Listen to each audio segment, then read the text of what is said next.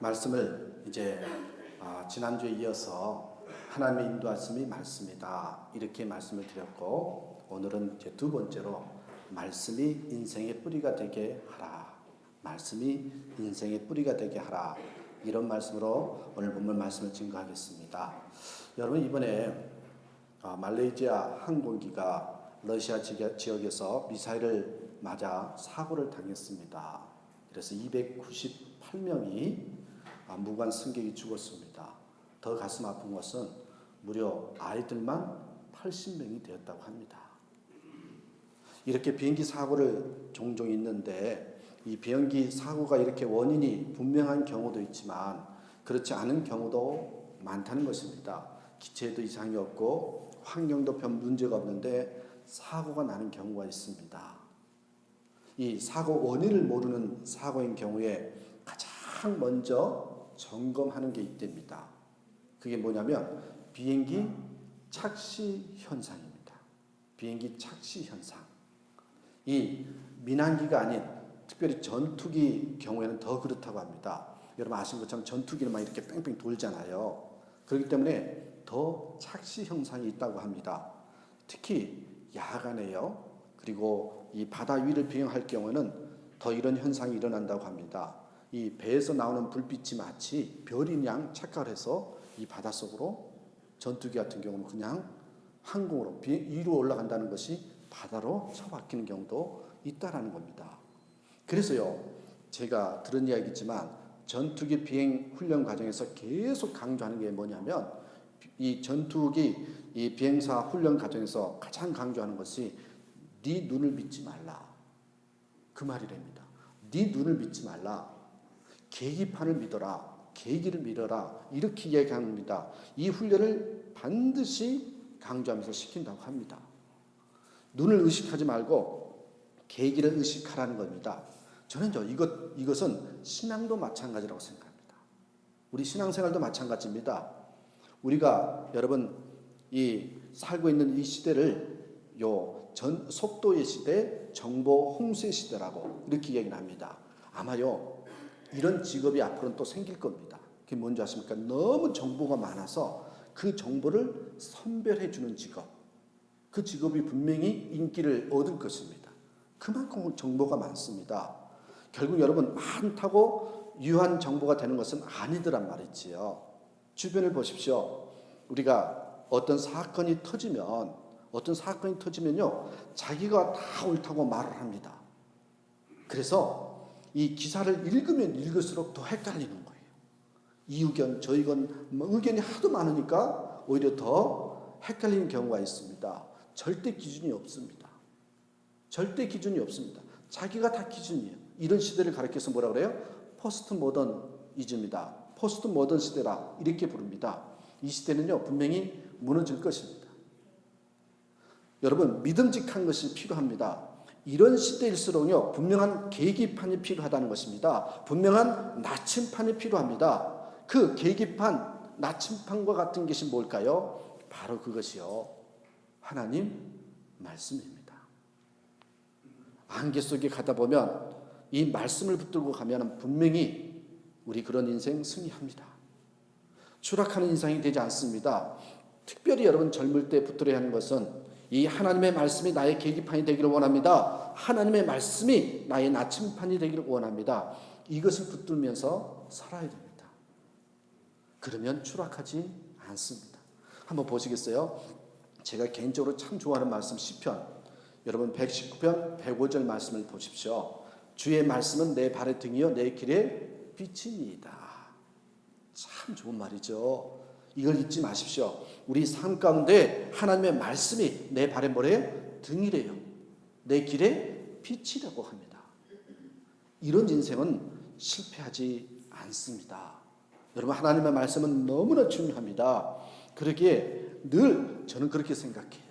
하나님의 말씀이 없다는 것처럼 불쌍한 것은 없다.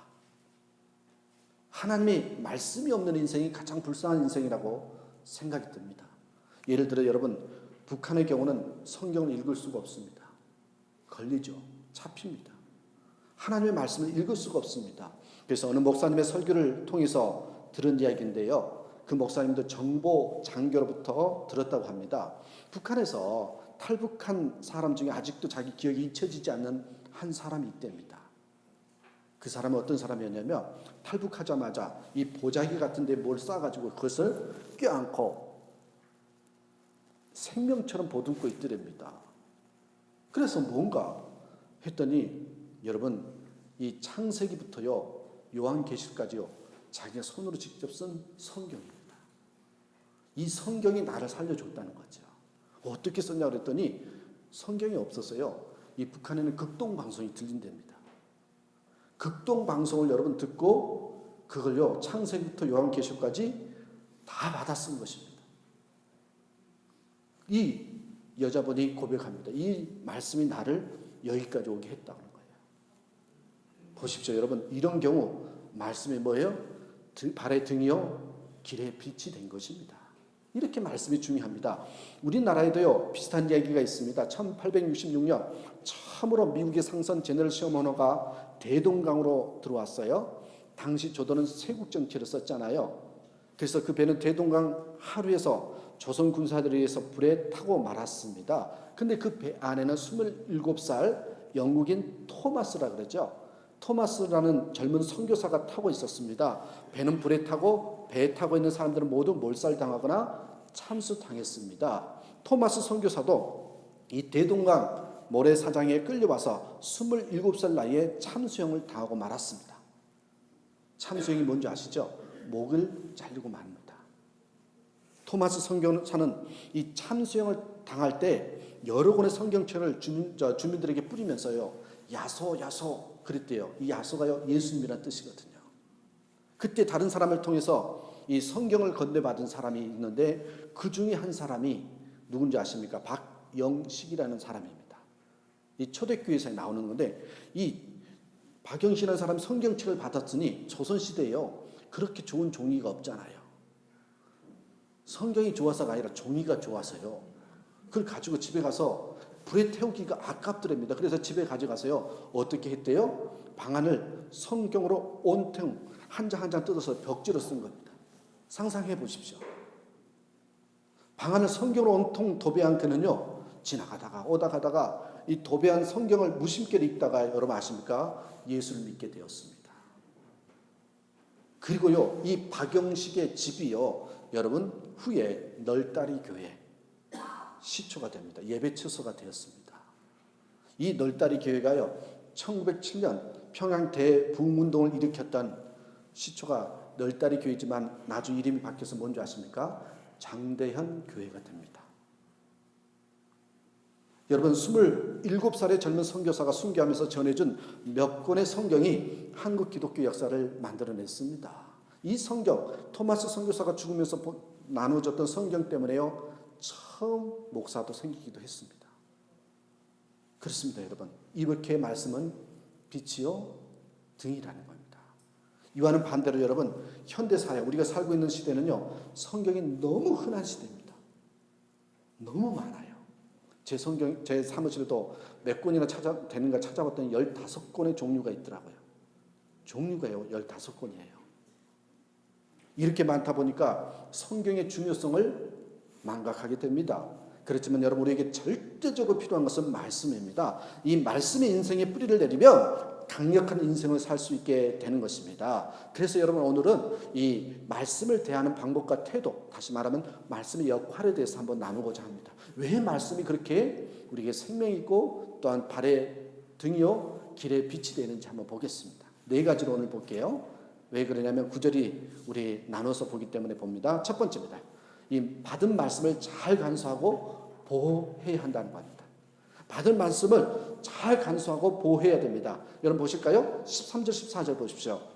악한 사람들과 속이는 자들은 더욱 악하여져서 속이기도 하고 속기도 하나니 14절 그러나 뭐래요? 너는 배우고 확실한 일에 가라. 너는 내가 누구에게서 배운 것을 알며. 보세요. 마귀라는 것은요 우리가 말씀을 듣지 못하게 노력하는 게 마귀입니다.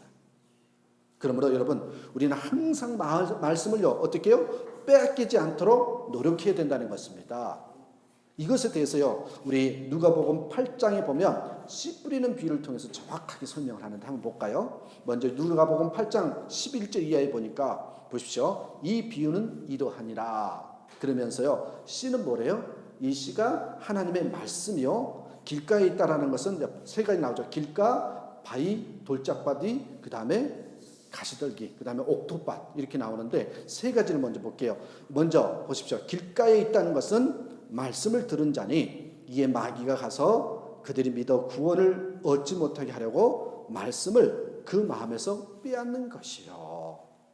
말씀이 잘 들리지 않도록 마귀는 우리를 공격한다는 거예요.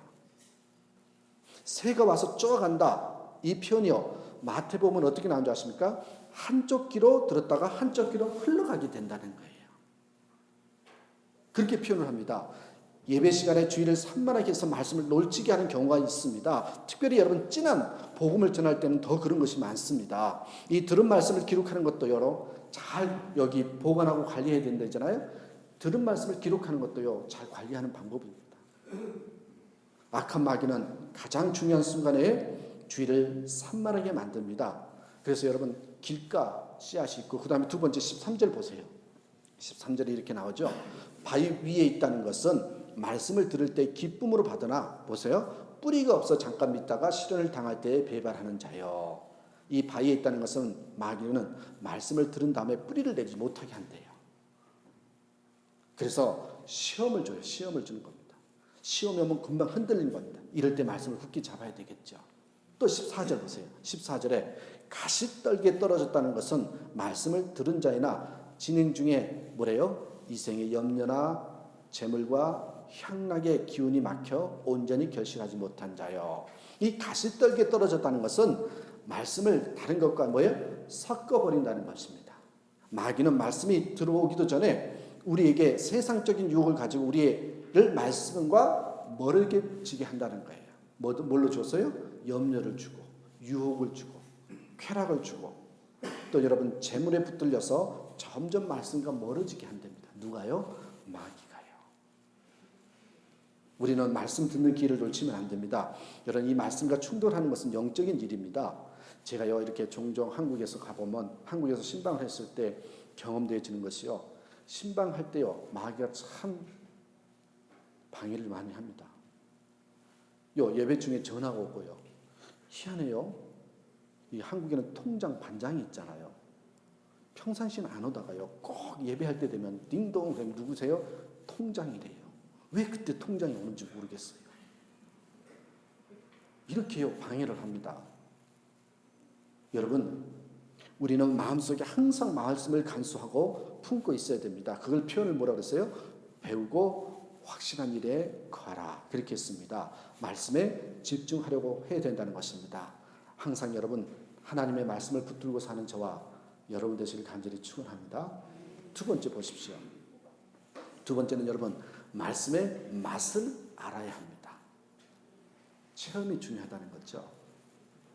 여러분 15절 한번 보세요. 또 어려서부터 성경을 알았나니 밑줄 어려서부터 성경을 알았나니 이게 굉장히 중요합니다. 성경은 능히 너로 하여금 그리스도 예수 안에 있는 믿음으로 말미암아 구원에 이르는 지혜가 있게 하느니라. 여기 어려서 성경을 알았다는 것은 여러분 어려서부터요 무엇을요? 성경의 맛을 알고 있다는 거예요.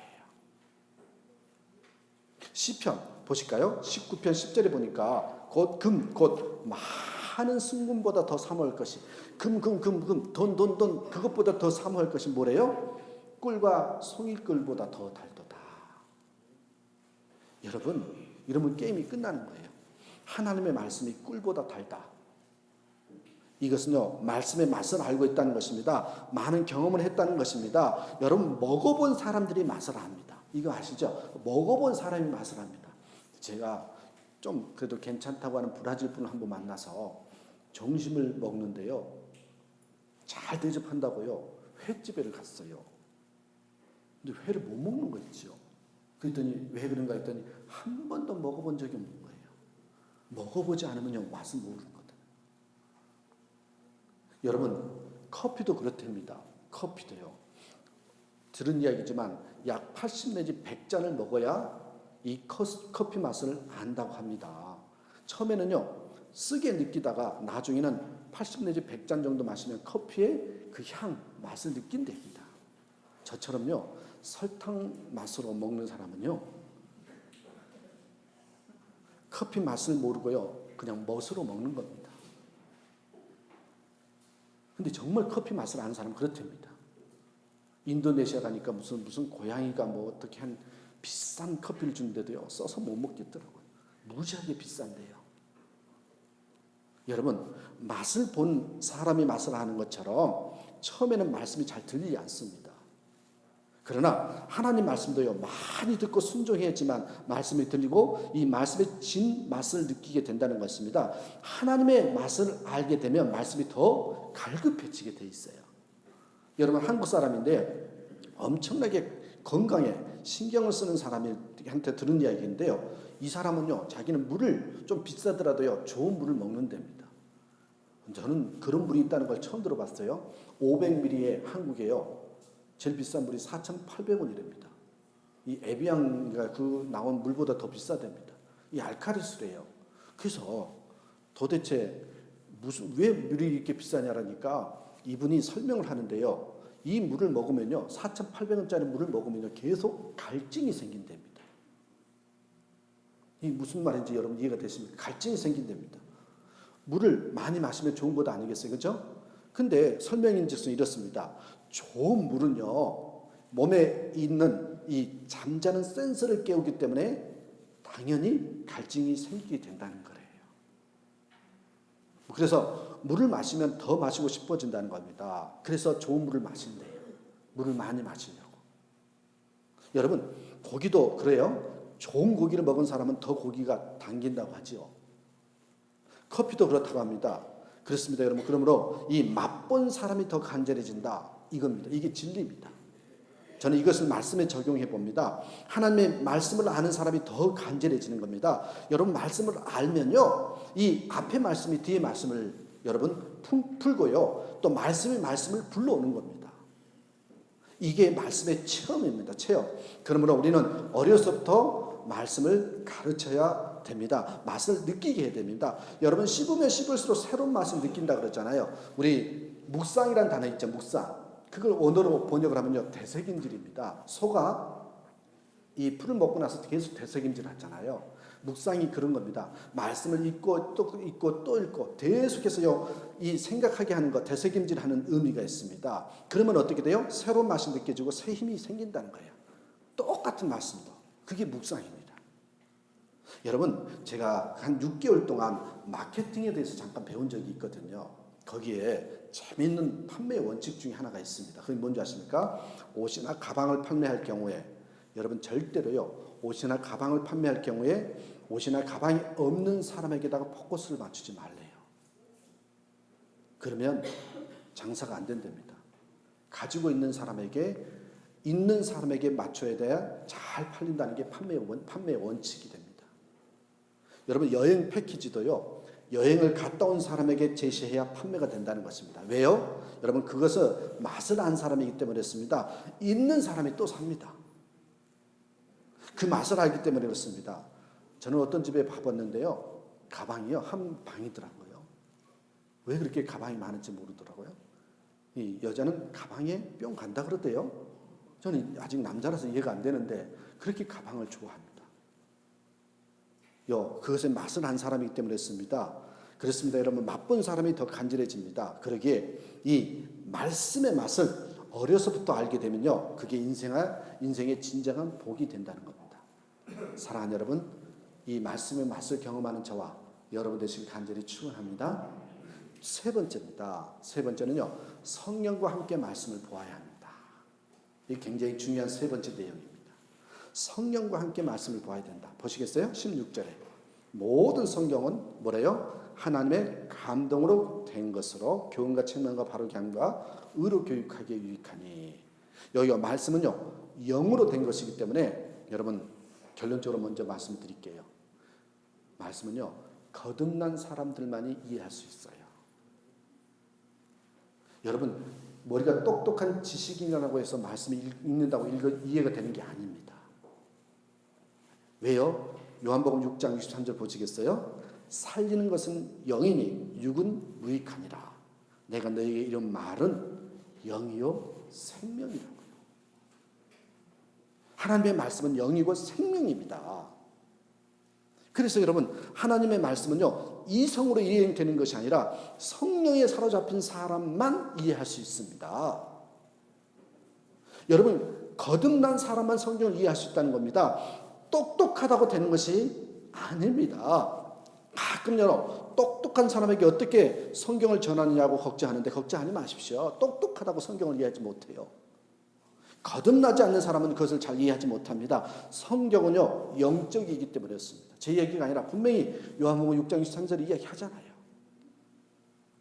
어느 농촌에요, 신학 공부, 굉장히 공부를 잘했던 그 전도사, 아주 젊은 목회자가 단임자로 갔습니다. 이 목회자는 공부를 많이 했습니다. 그런데다가 이 자유주의 신학이랄까요? 이 자유주의 신학에 빠져가지고 거기에 근간 말씀을 전하는 것을 좋아했다고 합니다. 처음 목회자를 갔는데 할머니, 할아버지가 대부분이셨어요. 그런데 자기 보니까 그다지 많이 배우지는 못하셨는데 믿음은 굉장히 좋은 겁니다. 배우지 못하셨는데 믿음은 좋은 것입니다. 그래, 이 모르는데 너무 맹목적으로 믿는 것 같아서 좀 지식을 좀 가르쳐줘야 되겠다, 심어줄 겸 해가지고요, 계몽주의적인 설교를 해드렸습니다. 그날은요, 출애굽기 설교를 하는데 이스라엘이 홍해를 건넌 기적 이야기를 하게 됩니다. 이 젊은 목회자가 여기 홍해라는 단어, 이 원어가 히브리어로요, 이 얌수프라는 단어거든요. 그게요, 우리말로 번역하면요, 갈대의 바다, 갈대의 바다라는 의미가 됩니다. 이 얌수프라는 단어가, 그러니까 홍해, 갈대의 바다, 이렇게 의미라고 실려 있길래 이스라엘 백성들은 이렇게, 이 전도사가 뭐라 그러냐면, 이스라엘 백성들은 갈대 바다처럼 얕은 바다를 건넜다는 겁니다. 하나님의 기적이 아니라 갈대 바다처럼 그 얕은 바다이기 때문에 걸어갈 수 있었다고. 그렇게 얌스프라는 단어를 그렇게 해석을 한 겁니다. 그런데요, 놀라운 것은 예배가 끝난 다음에 한 할머니가요, 너무 큰 은혜를 받아가지고 목사님께 와서 눈물을 흘리면서 말씀하시는 겁니다. 뭐라고 그러는지 아십니까? 와, 하나님의 능력이 그렇게 대단하시냐고. 그러면서 말씀하신 게요, 그런 얕은 강가에서 애굽의 군대를 멸망시켰다는 것이 얼마나 큰 기적이냐. 이해가 되시죠? 여기 보십시오. 거듭난 사람은요, 하나님 말씀 속에서 기적을 경험합니다. 하나님의 말씀은요, 아무리 똑똑해도 이해하지 못합니다요. 사실은요, 이 신학생이요, 이 전도사가요, 신학교 졸업한 전도사가요, 이 얌스프라는 단어를요, 갈대의 바다라는 뜻도 있지만 여러분, 해초의 바다라는 뜻도 있거든요. 해초의 바다는 뭐예요? 아주 깊은 바다라는 뜻 아니겠어요? 그렇죠? 해초가 있을 정도면. 여러분, 선택에 따라 다른 겁니다. 이 앞뒤 문맥을 보면요, 해초의 바다에 해당되는 단어의 의미입니다. 문맥에서 해석해야 되는 겁니다. 여러분, 그렇습니다. 뭘 말씀드리고 싶냐면, 거듭나지 않는 사람은요, 아무리 전도사 목사를 할지라도요, 여러분, 해석이 영적으로 되지 않습니다. 그렇지 않는 쪽으로 선택합니다. 사람들의 반응이 이렇게 다릅니다. 여러분, 동일한 말씀을 들어도 어떤 사람은요, 똑같은 설교를 들었는데요, 그 말씀이요, 장벽으로 다가오는 사람이 있고요, 어떤 사람은요, 감동으로 받은 사람이 있어요. 목사가 똑같이 설교했는데 어떤 사람은 감동을 받아서 변화를 받고, 어떤 사람은 장벽으로 다가와서요, 그 설교를 듣고 시험에 빠진 사람도 있더란 말이지요. 차이가 무엇일까요? 거듭난 자와 그렇지 않는 자의 차이입니다. 그러므로 말씀은 반드시 뭐와 함께 들어야 된다? 성령과 함께 들어야 되는 겁니다. 말씀은 영입니다. 성령이 함께 해야 들릴 수 있습니다. 그래서 저는 분명히 말씀을 드립니다. 제가 늘상 말씀을 드립니다. 설교가 들린다. 설교가 너무 잘 들려요. 여러분, 그 고백만큼 가장 큰 축복이 없습니다. 하나님의 은혜가 가장 크게 임했을 때 여러분 어느 때인지 한번 생각해 보십시오. 여러분 한번 경험해 보신 분도 있을 거예요. 설교가요, 말씀이요, 꿀보다 달게 느껴졌을 때였을 겁니다. 말씀을 들으면 생명이 일어나고요, 여러분 힘이 생기는데 어떻게 세상에서 낙심하고 좌절합니까? 승리하게 됩니다. 여러분, 그래서요, 제가 말씀을 드리고 싶은 것은 시험에 들었다. 그런 표현을 쓰잖아요. 시험에 들었다는 것은 무엇입니까? 말씀이 들리지 않는 겁니다. 말씀이 들리지 않으며 시험에 들었다고 얘기하는 겁니다. 이것은 영적으로 큰 위기입니다. 영적으로 죽을 수밖에 없습니다. 아니요, 삶의 자리에서도 큰 위기입니다. 왜 그런지 아십니까? 그런 사람에게는요, 잘 돼도요, 감사가 없어요. 잘 돼도요, 자기 잘나서 잘 된 줄 알아요. 그러니까 감사가 없어요. 그러면 위기죠, 여러분. 그러면 우리는 반드시 들리는 설교가 있는 교회로 가야 되는 것입니다. 거기서 섬겨야 되는 것입니다. 믿음은 들음에서 납니다. 그런데 현대 교인들 중에 종종 보는 경우가 있어요. 어떤 사람은 그래요. 아주 자랑스럽게 그렇게 얘기를 한 사람이 있더라고요. 본인이 다닌 교회에서는요, 은혜를 받지 못한다면서 그냥 나는 그 교회에 섬기려고 교회 다닌대요. 섬기는 교회라고 말을 하더라고요. 그리고요, 설교는 본교에서 은혜가 되지 않아서 다른 채널을 통해서 듣는답니다. 아주 자랑스럽게 얘기해요. 나는 은혜가 안 돼도 그래도 강권적으로 섬기고 있다고. 그렇게 표현을 하십니다. 여러분, 저는 이걸 뭐라고 그러는지 아십니까? 영적 이중생활이라고 표현을 합니다. 영적 이중생활입니다. 무슨 말인지 아십니까? 너무 과격하게 심하게 이야기하는지 모르지만요, 즐기는 여자 따로 사는 여자 따로입니다. 상상해 보십시오. 그런 가정이 된다면 즐기는 여자가 따로 있고요, 사는 여자가 따로 있어요. 그게 뭐가 행복하고 뭐가 좋아요? 이게요, 영적 이중생활입니다. 우리의 삶은요, 말씀과 함께 일직선이 되어야 됩니다. 그래야 열매가 있고요, 파워가 있고요, 세상에 빛을 발합니다. 이게 상식입니다. 여러분, 미국 나사에서 근무하셨던 김영길 박사님 아시죠? 한동대를 세웠던 김영길 총장님 이야기 들으셨을 겁니다. 갈대상자라는 책에도 간증이 나오더라고요. 이분이 처음에 예수를 믿게 된 게 아내가 교회 가자고 해서 강요해가지고 교회를 갔대요. 근데 그날 처음으로 교회 갔는데 또 마침 설교가, 이 사람은 과학자네요, 과학자. 근데 첫 설교가요, 이제 요한복음 2장에 나온 가나의 혼인잔치 이야기입니다. 물이 변하여 포도주 된 이야기. 과학자로서는 그게 도저히 이해가 안 되는 거죠. 왜냐하면 화학 기호가 다르답니다. 물하고요, 포도주하고 화학 기호가 다릅니다. 이 물은 H2O인데요. 포도주 뭐라 그랬는지 잘 모르겠어요. 기억이 안 나는데 화학 기호가 다른데 어떻게 물이 변해 포도주가 되네요. 이런 황당한 교회, 이렇게 말씀을 전하는 교회가 어딨냐요. 그게 김영길 박사의 처음 교회 갔을 때 생각이었답니다. 그런데요, 재밌는 게 뭔지 아십니까? 이 과학자로서는 처음에 그게 이해가 되지 않았는데 시간이 지나니까 이 안셀무스라는 사람이 이야기한 것이요, 그대로 되더래요. 이 안셀무스가 뭐라고 하는지 아십니까? 내가 알아서 믿는 것이 아니라 알아서 믿는 게 아니라 믿어서 알게 되더라는 거예요. 이해가 되십니까? 영적인 세계는요, 알아서 믿어지는 게 아닙니다. 믿었더니 알게 되더라는 겁니다. 여러분, 김영길 총장님이 그렇게 고백하는 겁니다. 그래서 나중에 다 믿어지더래요. 근데요, 더 놀라운 것은 나중에 이렇게 되더랍니다.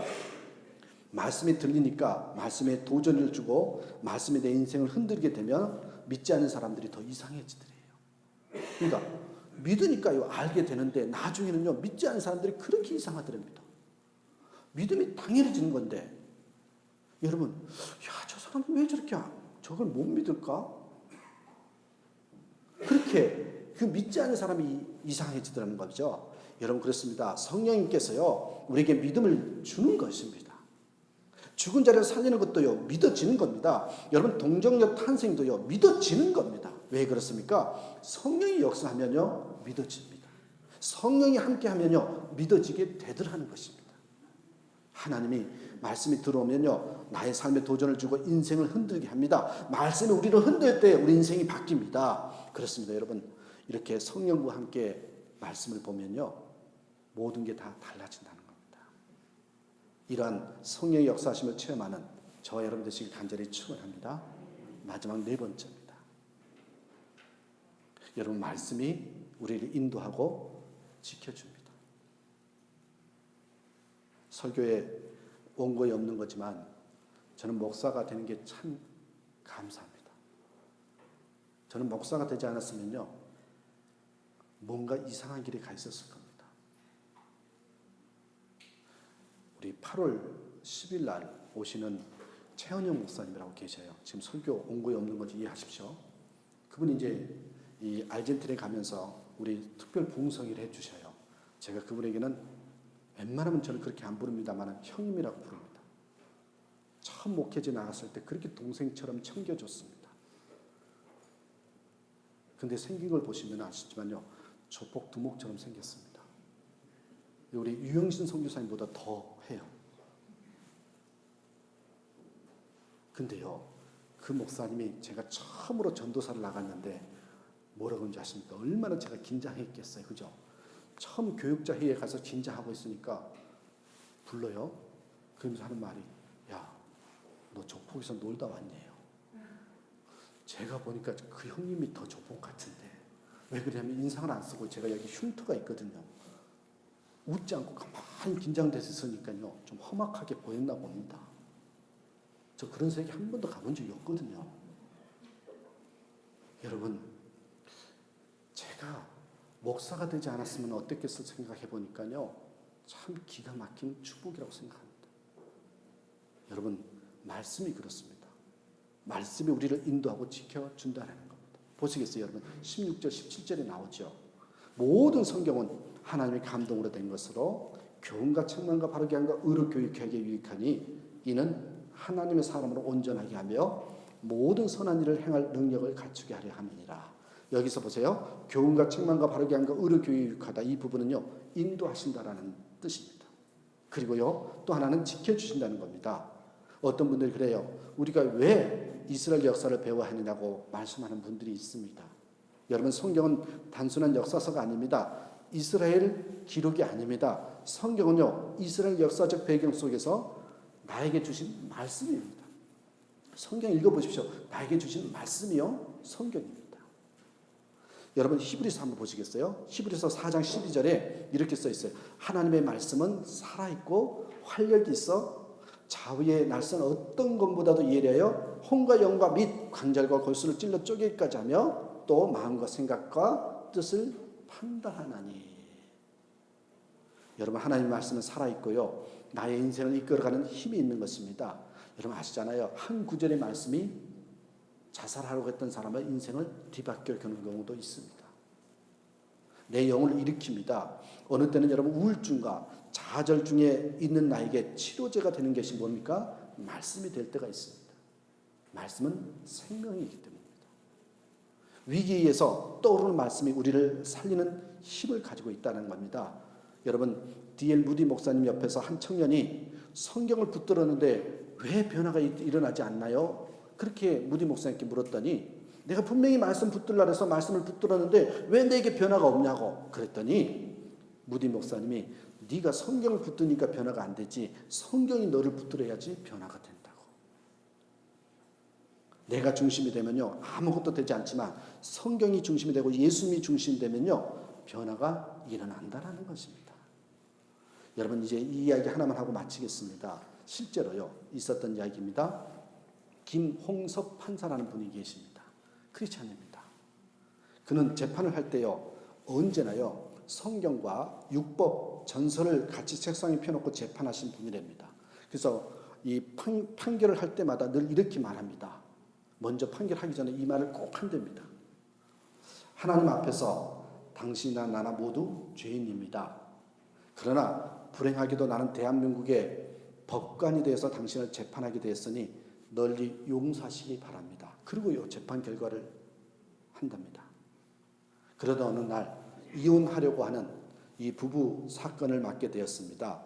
여러분, 이 부부는요, 장롱을 방 안에 어디다 놓느냐 그걸 싸우게 돼가지고요, 이혼하게 됐대요. 그래서 여기 법정까지 온 거래요. 장롱을 방 안에 놓는 위치를 가지고 싸우다 결국은 이혼하기로 결정했답니다. 근데요, 아이의 부양 문제, 재산의 분할 문제 때문에 합의하지 못해서 재판하는 거예요. 근데 김홍석 판사가요, 아이에게 물었답니다. 왜냐하면 아이도 같이 불러서 어느 쪽이 살 것인가 물어봐야 된답니다. 그래서 아이에게 너는 누구랑 살고 싶으냐 그랬더니 그 아이가요, 아버지하고 엄마의 손을 양손에 붙들고요, 판사님, 나 우리 엄마 아빠랑 함께 살고 싶다고, 함께 살고 싶다고요 울면서 하소연하더랍니다. 이게 재판이 진행이 안 되는 거예요. 그래서 이 판사는, 김홍석 판사는 이 모습을 보고 재판 한 달 연기하기로 결정했답니다. 이례적으로 한 달 연기하겠다고. 그리고는 부탁을 했습니다. 성경 한 권을 주면서 고린도전서 13장 이것을 하루에 3번씩 30일 동안 100번만 읽고 오라고 그렇게 부탁을 했답니다. 내가 분명히 부탁을 하는데 그렇게 좀 하십시오 하고 부탁을 했답니다. 사랑은 오래 참고 사랑은 온유하며 투기하는 자가 되지 않으면, 이런 내용 아닙니까? 여러분, 이들은 계속 읽었습니다. 그러다가요, 사랑 없음을 깨달았습니다. 성경이 주는 능력이었습니다. 운동력 있는 살아있는 말씀이 그들을 변화시키기 시작한 것입니다. 드디어 이들의 결과가 어떤 줄 아십니까? 이혼 소송을 취소하고요, 아름다운 부부가 되었다라는 겁니다. 여러분, 위기에서 하나님 말씀이 우리를 지켜줍니다. 말씀을 읽어야 인생의 실수가 줄어듭니다. 말씀이 나를 지켜주고 건져주시는 겁니다. 바르게 한다고 했습니다. 저도 그런 경우가 있습니다. 설교를 준비하다가 다 끝났다고 생각하는데 끝부분에 뭔가 부족한 느낌이 들 때가 있습니다. 그러면요, 주어진 본문을 쫙 다시금 묵상하는 마음으로 읽습니다. 그러면 어느 말씀이 딱 캐치가 될 때가 있습니다. 그러면 그 말씀을 넣으면요, 뭔가요, 이게 말씀이 살아나라는 느낌이 들 때가 있습니다. 바로 이게 핵심이었구나, 그렇게 생각이 들 때가 있습니다. 그래서요, 다 살아나는 느낌이 들 때가 있단 말이지요. 여러분, 그래서 부탁드립니다. 중요한 결정을 내릴 경우에 성령의 세례를 받아야 되는 겁니다. 말씀이 우리를 지켜주시는 역할을 하는 겁니다. 우리에게 중요한 것을 체크하도록 역사하신다는 겁니다. 열왕기상 여러분 보면은 엘리야의 기도가 나오는데 거기 44절에 이런 본문이 나오잖아요. 7번째 이르러서는 그가 말하되 바다에서 사람의 뭐요? 손만한 작은 구름이 일어나나이다. 요 바닥에서 손바닥만한 작은 구름을 보고요, 비가 온다고 알게 되었다는 것입니다. 우리 인생이 그렇습니다. 위기 가운데 손바닥만한 작은 것이 치고 나옵니다.